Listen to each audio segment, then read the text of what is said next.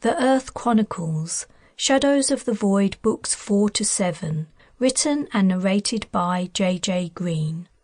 Book 4, Shadow Rise. Chapter 1. Lifting his duffel bag onto his shoulder, Carl Lingyari took a final look at his cabin before preparing to disembark the Galathea. He wasn't usually so sentimental, but the prospecting mission he'd just finished had been eventful. Hostile aliens called Shadows had killed the ship's officers and appeared as perfect copies of their victims, and Carl had fought alongside Harrington, the chief security officer, to save the ship. The menace of the Shadows had followed them to the colony planet Dawn, which was supposed to have been free of the hostile aliens. It had turned out to be anything but. The original pilot of the Galathea had been among the fatal casualties of the alien attack.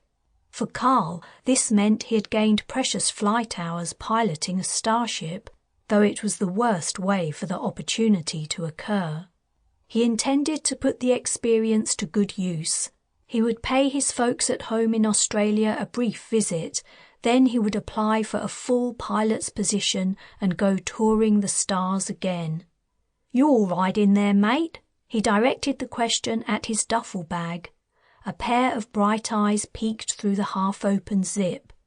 "Yeah, but get a move on," Carl's friend Flux replied. "It's stuffy in here, and your socks smell. Have you washed them?"